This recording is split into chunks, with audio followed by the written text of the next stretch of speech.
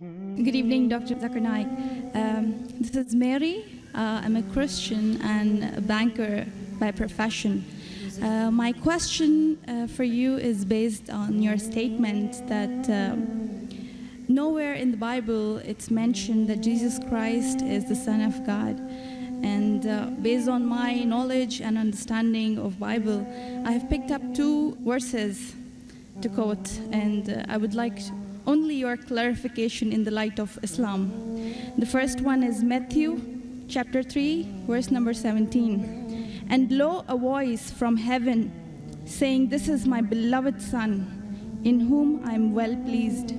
The second is John chapter 3, verse number 16. For God so loved the world that he gave his only begotten Son. So whosoever shall believe in him shall not die but have everlasting life. That's right.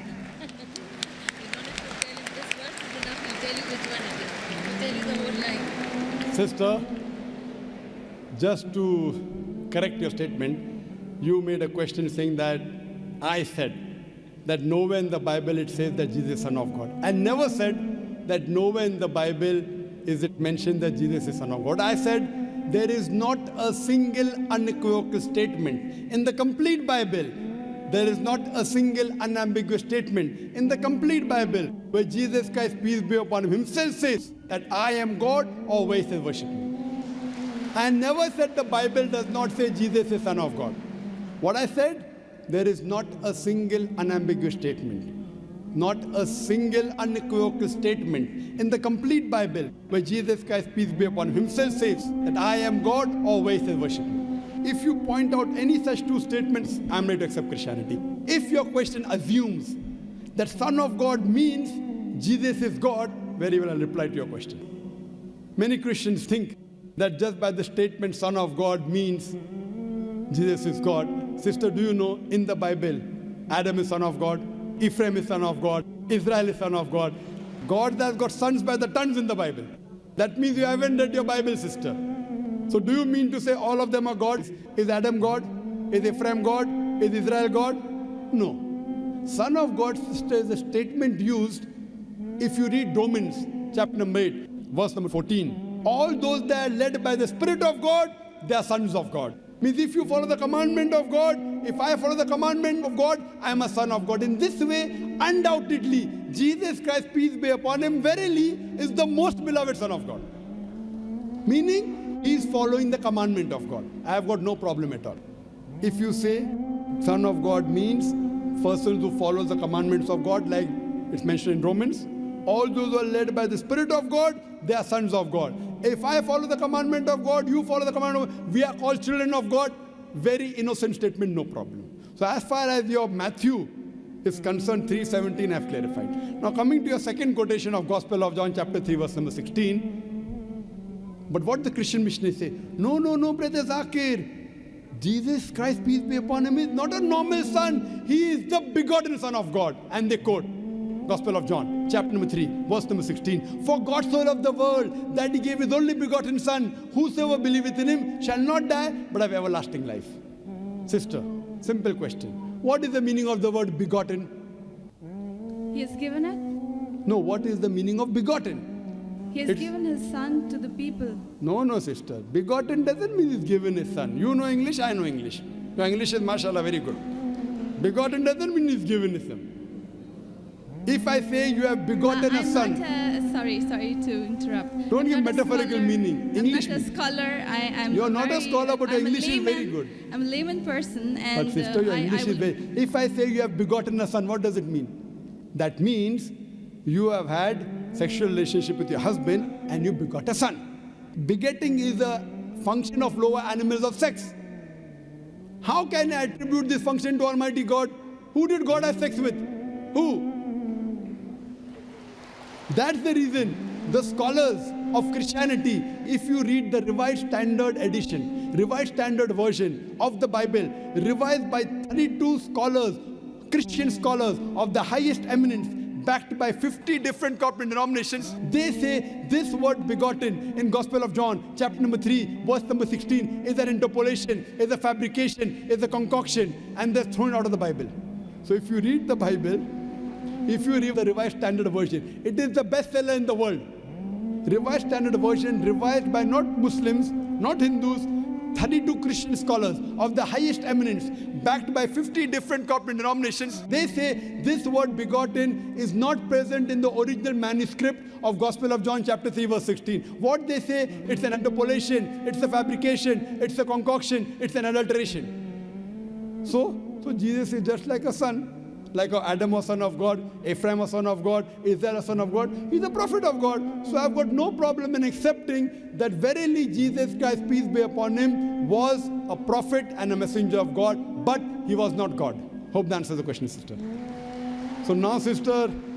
Thank you very much, Dr. Sister, can we reverse the role now? Yes, I definitely. said I was ready to accept Christianity if you prove Jesus was God. Would you accept Islam now?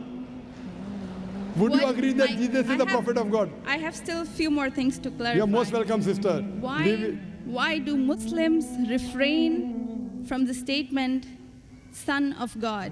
Why? Yes. If I answer the question, will you accept Islam? Fine, it's not a compulsion. I think we have a huge population of Muslims in the world. We Yes. need believers. We do not need only Muslims by name. Yes, so we want Muslim by deed. So we want to become Muslim by deed, not by name.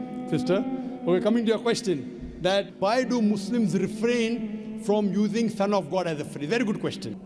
And that's the reason, sister, if you read the Quran has got 99 attributes to Allah subhanahu wa ta'ala. Ar-Rahman, Ar-Rahim, Al-Hakim, most gracious, most merciful, most wise. But Allah subhanahu wa ta'ala in his last and final revelation, if there's something like Old Testament and New Testament, Quran is the last testament. In his last testament, he has not used the word Ab. In Arabic, Ab means father. Why? He has used the more difficult word Rab. Rab is more difficult to pronounce than Ab, which means the Lord, the cherisher, the sustainer. He has used Rab as attribute but not Ab. Why? Because in the previous revelation which were changed, Bible is the changed form of the Injil. People have misunderstood the meaning of Son of God. They started thinking to be begotten son. For example, if I tell, young son, beta tumne acha sawal pucha. Son, you have asked a very good question. If a son asked a question of the age of 10, son, you have asked a very good question. But if I say, you begotten son, you have asked a very good question, he may punch me. He will not say, oh, Zakir is elderly, he may punch me. That means I'm abusing his mother. If I say, my begotten son, he'll get angry. I'm insinuating that I had sex with his mother. So son is innocent word, begotten son is not innocent. Same way, the son is a very good word, but people started misunderstanding. So to remove this confusion, that's the reason the Quran does not use the word father as attribute to Almighty God. Otherwise it's a good word. So same way, we refrain from using Son of God because people start thinking that he's God. No Christian ever comes and tells me Adam is son of God, Ephraim is son of God. Why? Bible says Israel is son of God. Why don't you come and tell me? Because they are programmed. No Christian has come and told me that the Bible says Ephraim is son of God. No, why? Because they are programmed to believe that Jesus Christ is Almighty God.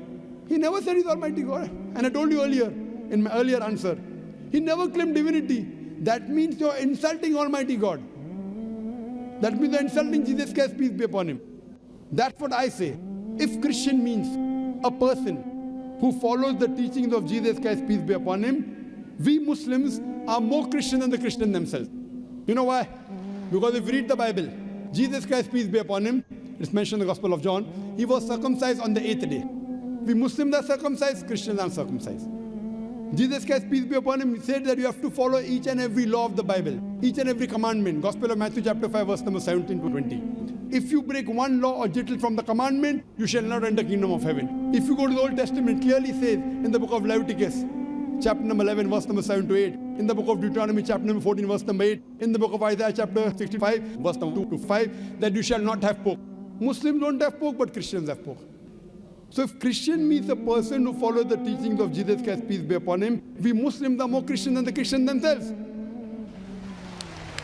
The Bible says in the book of Ephesians chapter number 5 verse number 18 that thou shalt not have wine. It's mentioned in the book of Proverbs chapter number 20 verse number 1.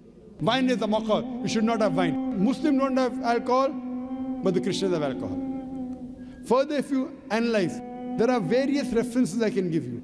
So if Christian means one who follows the teachings of Jesus Christ, peace be upon him, I say that I am more Christian than the Christian themselves. If you become a Muslim, you are a more better practicing Christian than the so-called namesake Christians. Yes, sister. Can I ask something? Sure, yeah. right. You're most welcome, sister. I would not like to cross-question or criticize your statement. Sister, you're most welcome to cross-question me. You're most welcome to criticize me. I love it. Unless a person doesn't cross-examine. See, suppose I want to prove something. If I say this is the best, I want to check it out whether it's best or not. That's right. Because a logical person, so please, sister, cross-examine me, criticize me, attack me. Once you're convinced, then you accept it. Yes, sister, go ahead. I will definitely not intend to do something like this. The object of questioning more is to know more so that I know what I follow is right. That's all. Thank you very much. Sister can ask any question, no problem. You're most welcome. Whether your intention is very good, but I went to the extent of saying even your intention is bad, no problem. But your intention is very good, sister. So you can ask any questions and you don't have to accept Islam. No one can force you. Quran says, La ikraha fid deen. There is no compulsion in religion. Truth stands out clear from error. So don't think that if I answer your question, you have to accept. On the day of judgment, only give the evidence that I gave you the answer. Yes, sister. Any questions? Thank you very much. Yes, sister. You said that we Muslims are better Christians than the actual Christians. So, The complete statement I made, if Christian means a person who follows the teachings of Jesus Christ, peace be upon him, we Muslims are more Christian than the Christian themselves. Yes, sister, your question. but this is not a layman statement. Do not have a specialized knowledge of Islam and as well as Christianity. And you can ask the doctors of divinity whether I'm saying is right or wrong.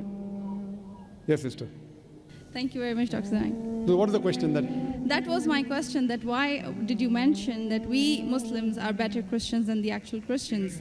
When I said that, why did I say I that? think this is beyond my thinking, that That's why right. would a Muslim call himself a Christian?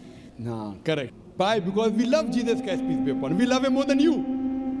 We love him, we respect him, we revere him, but we don't worship him. The reason I said this because I love Jesus Christ, peace be upon him. I respect him, I revere him, but I don't worship him. Because he never told me to worship him. If he would have told me to worship him, I would have worshipped him. So that's the reason I say, if Christian means a person who follows the teachings of Jesus Christ, peace be upon him, I'm more Christian than the Christian themselves. Because I love Jesus Christ, peace be upon him. I respect him, I revere him, but I don't worship him. So hope that answers the question, sister. Thank you very much.